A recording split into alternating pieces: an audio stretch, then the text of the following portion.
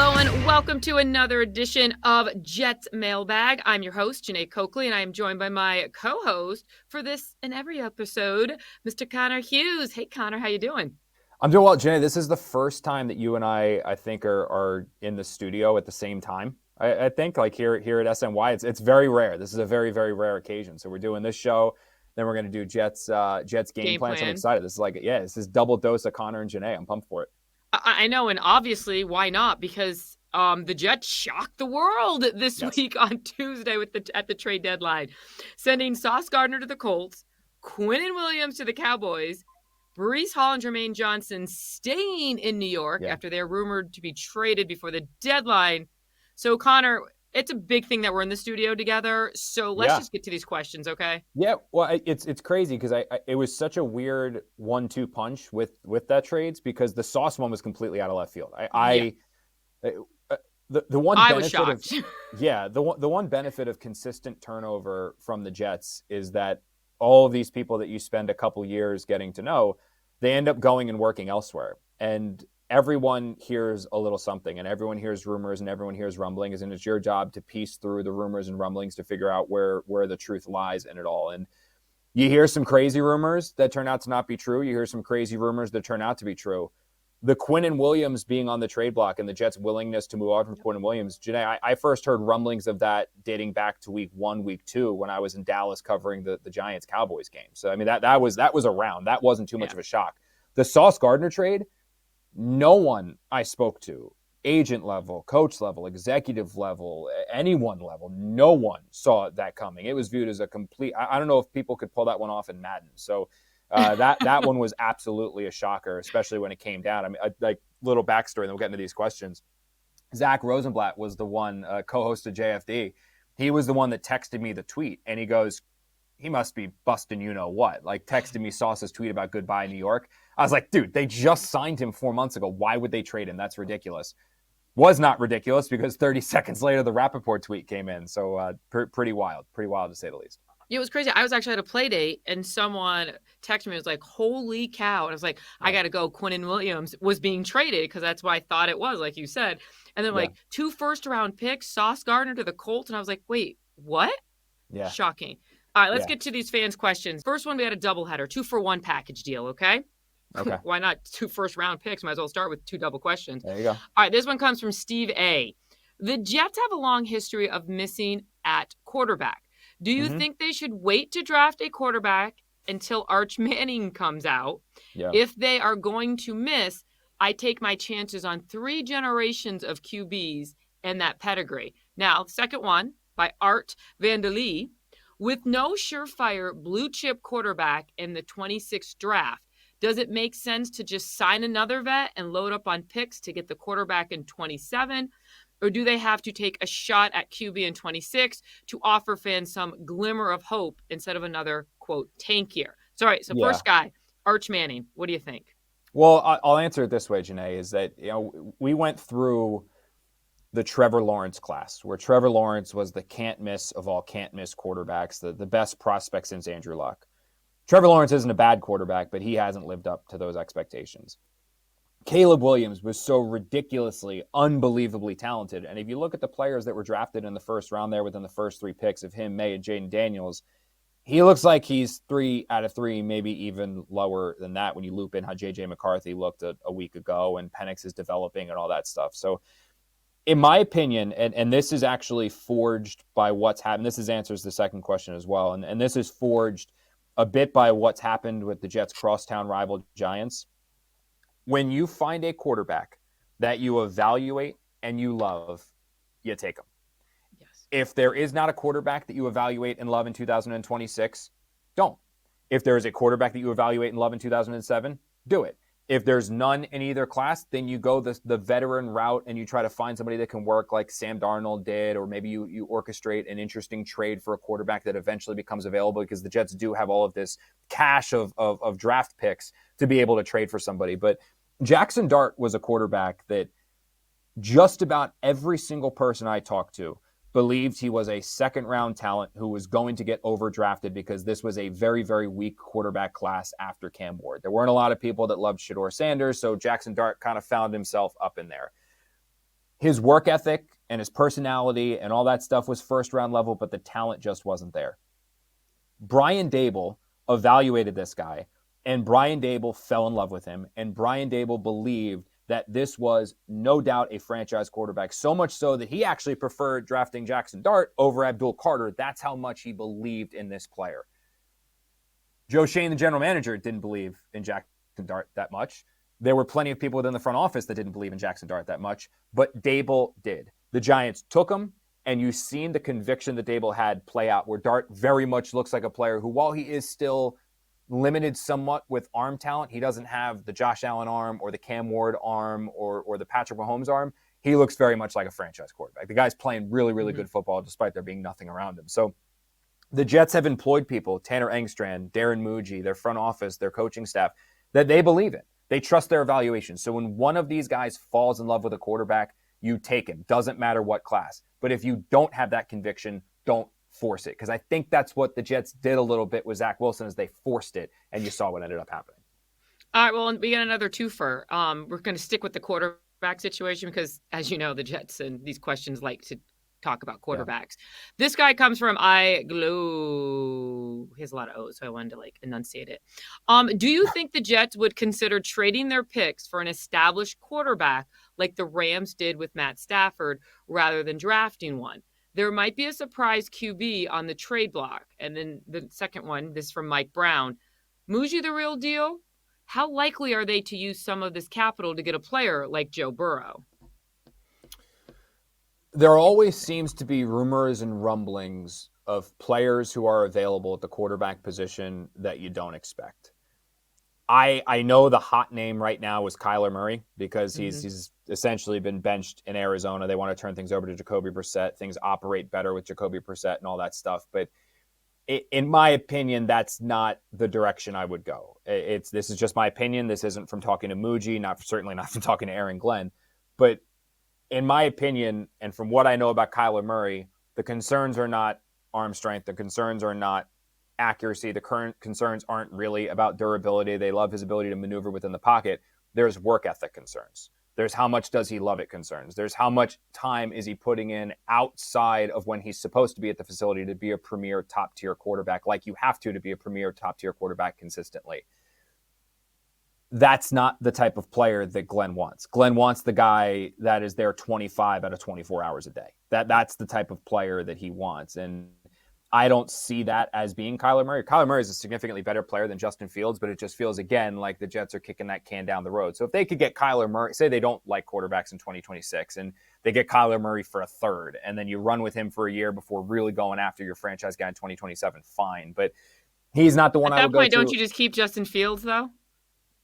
No, I think that you're going to – if Fields plays like he does against Cincy the rest of the way – Jeane, they were ready to bench Fields. Fields was going to get benched if Tyrod Taylor didn't get a helmet to the knee. So I think that ship has sailed, and you're going to see why in the next coming weeks. But the Joe Burrow one is fascinating. I don't, though, see a world where the Bengals just invested so much money in those two receivers. Now they're going to get rid of the quarterback. Like that just doesn't make any sense to me. I don't think Chase would sign on for that.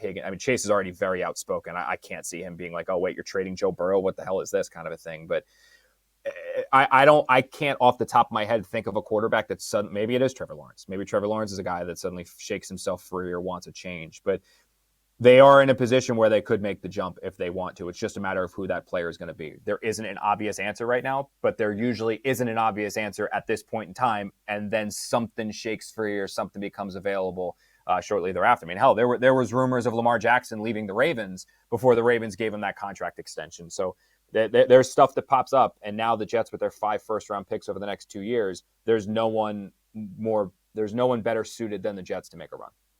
Maybe Patrick Mahomes. I'm kidding. Joke. Yeah, I will say though, Jeane, ultimately at the end of the day, jokes aside, I do think ultimately it's going to come via the draft. I just don't know is it 2026 or 2027, because I saw Todd McShay on his podcast made a comment about the Oregon quarterback going back to school. So if that's going to happen, Arch isn't coming out this year. So if Arch is going back to school and the kid from Oregon's going back to school, and now it's, do you really like the kid from Indiana? I don't know. I think Indiana certainly fits the type of person that Glenn wants as a quarterback. We'll just see if he actually has the NFL traits once they really get into the nitty gritty of evaluating this guy. But ultimately, I think they draft someone over the trade route. I don't think that they're going to go that way. I agree with you on that one. So, all right, let's do Michael Marino. Why bother to keep any rentals after these massive trades if those players are likely unhappy, thus leaving and probably not bringing back much in comp picks? Well, that's the thing, Jeane, is so that's the pushback that I had. And I totally agreed with when Darren Muji met the media and he said this wasn't a teardown. And as I reported going into the deadline, this was not going to be a fire sale. A fire sale is what this is being is what that question describes it as, where anyone who has value, anyone who has an expiring deal, whatever you can get for this person, go get him. It's a going out of business sale. It doesn't matter if it's for pennies on the dollar, you go and get them. That wasn't the case for the Jets. Every player has a price, but the Jets were not going to move them unless they got their price. The one that makes no sense to me, and you and I discussed this, Jeane, we were texting earlier, Quincy Williams makes zero sense to me. The Jets had, I'm trying to think now because my brain has been such mush over the last few days. I'm fairly certain they were looking for a 4th round pick. It was day 3, but I think they wanted a 4th round pick is what the Jets wanted for Quincy Williams. When Quincy is your starting linebacker and a former All-Pro, even though he's on an expiring contract, I get it. You want your 4th round pick, you're not going to get it, so you keep Quincy Williams. But the Jets benched Quincy Williams. So he became a number 2 as we were like, wait, what? Exactly. And Rich Cimini caught up with him after that scrum and basically said the coaches said you've been underperforming. Quincy says the coaches told him he's been underperforming since training camp. So if you have a player who's underperforming, yes, in your eyes, because again, Quincy's the player, Jeane, where he's not the most cerebral guy. He's a see ball, get ball, attack. Yes. So that's why I worked with Robert Saleh and Jeff Ulbrich, because they just took thinking out of it. Like, just go F stuff up. That's what you want to do. Go screw stuff up in a positive way. That's what we want you to do. And they made it very easy for him to decipher and understand and go thrill and thrive. And that's why he became an All-Pro. Wilkes and Glenn are much more react and read. And that's a little bit of a fish out of water for Williams. So if he's not a scheme fit anymore, so much so that you're going to bench him, plus he's on an expiring contract, that's where it just makes sense to get whatever you can from him. Because now it's like trading Michael Carter. Like, you're getting whatever you can from him because you're not going to bring him back, get some cap relief this year, all that stuff. So that was the one that was Hall. I wasn't surprised. The Jets, Muji made it clear. He's not moving guys unless he gets his price. That's why they didn't move Hall. That's why they didn't move Jermaine Johnson. Quincy is the one that is puzzling to me. I don't understand that. That one still, to me, just, I don't know. That doesn't make sense. Iafan says, if Braylon Allen was healthy, is Breece traded? If Braylon Allen was healthy and on this team, and Isaiah Davis looks like he does, Jeane, I'd say there's a 99.99% chance that Breece Hall is traded. I would probably even go as high as say it's a 100% chance. There are questions now about Allen long-term. Can he stay healthy? What's he going to look like when he comes back? There's no back behind Isaiah Davis that the Jets can trust right now. They're not trusting Herbert, and Kenny can't stay healthy. So the depletion of the offense by getting rid of Hall was going to be so substantial that it didn't make sense unless they were getting the return that they wanted. All right, let's talk about the wide receiver position because Makashita wants to know, what can we expect from Adonai Mitchell, new wide receiver 2? I was warned by a general manager of an NFL team. So this is not some, people have been on me lately, but like, this is not some like assistant this, low level that. This is a general manager of an NFL team told me this. Like, the guy who was calling all the shots. When the Jets got AD Mitchell, he texted me. I said, wow, Sauce Gardner deal's crazy. 2 first-round picks plus a guy who was drafted in the 2nd round like a year ago. Like, that's a substantial pick. And he said, Connor, I've done a lot of homework on him. Teams don't trade 2nd-round picks for nothing that were drafted a year ago. Not when they're under team control, not when they have talent. He goes, if they're giving up on him already, there's probably a reason for that. That's somebody's opinion. That is not the be-all, end-all of AD Mitchell. That is not that in any way, shape, or form, but that's the perception of him around the league right now. I did have someone compare his attitude a little bit to Malachi Corley, but again, look at Malachi Corley in Cleveland right now. He had a terrible attitude with the Jets. Disaster with the Jets. Goes to Cleveland, he's making plays, he's happy again, all that stuff. Maybe a change of scenery is all AD Mitchell. Yeah. Maybe that's it. And now you'll see the talent that he had that led the Colts to draft him in the 2nd round. I will say that we don't watch enough practice at all. Like, we get to see 15 minutes of this. And it's Mitchell stretchy. is one of those guys. Yeah, so Mitchell's one of those guys, Jeane, I tweeted this yesterday. He's one of those players where if you took somebody who knew nothing about the Jets and nothing about football players or anything like that, just knew the game and put them on the field and you took everybody's numbers off, they're all wearing the same, blank jersey, and you looked at him and you said to this person, who's the star? Who's the alpha? Who's the elite level receiver? Show me who that is. They're going to point to A.D. Mitchell. He looks the part. He runs. His strides are wildly impressive. Such fluid with his movements. Bigger guy than I expected. He is a big dude. Big receiver. Yeah. Yeah, he's a big guy. Runs fast. Looks the part. He looks the part of a receiver. Hasn't met that potential. Looks obviously don't mean anything. You look at Garrett Wilson. You wouldn't think he's a great receiver. He's a skinny little guy. Like you wouldn't think he's great. He's tremendous. So like looks don't mean anything. But he's somebody who looks the part. So maybe this change of scenery, new coaching staff, new voice in his ear, maybe that helps bring out some of the athleticism and absolute talent that he has to turn that into on-field production.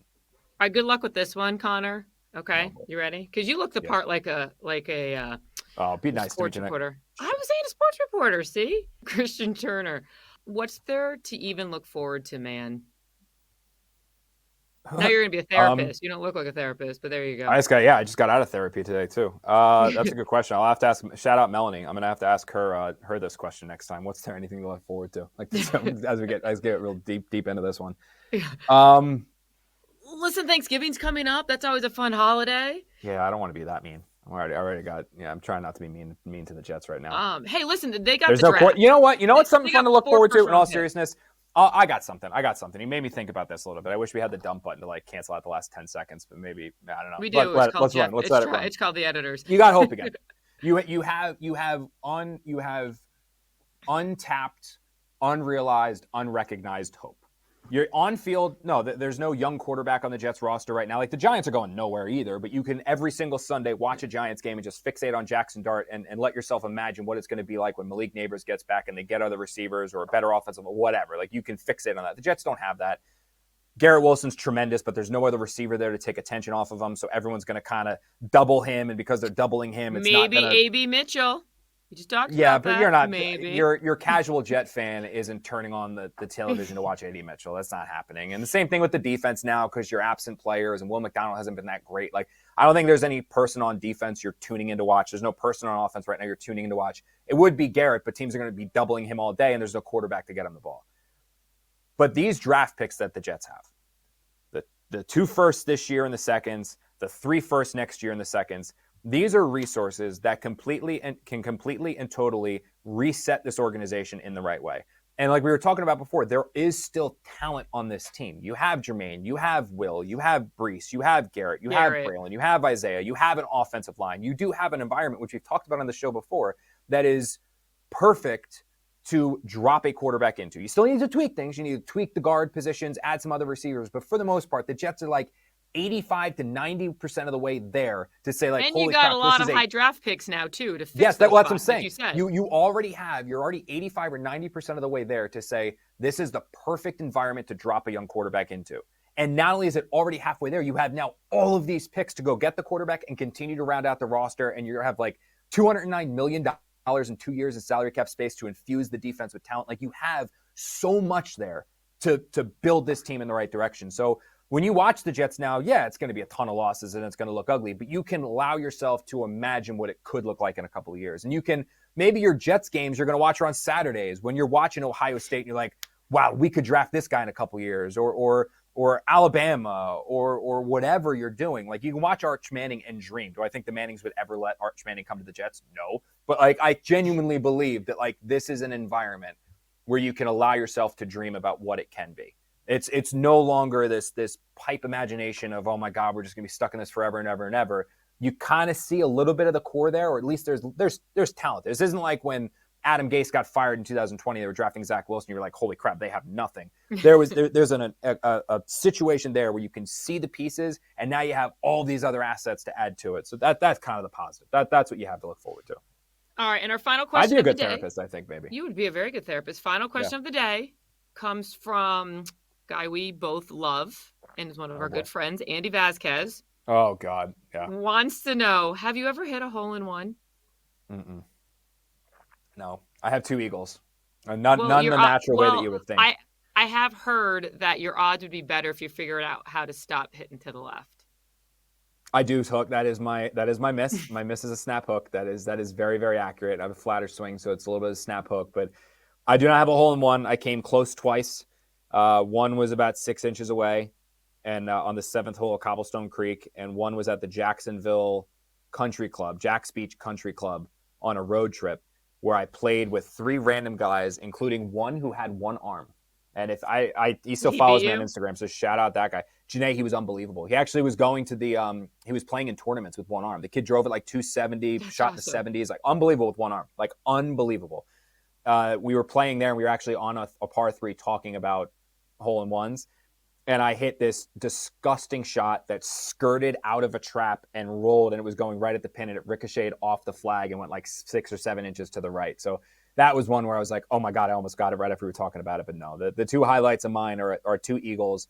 Neither of them are the natural way to get one. First hole of Cobblestone Creek, where I used to be a member, and the first hole of Twisted Dune down the shore, chipped in.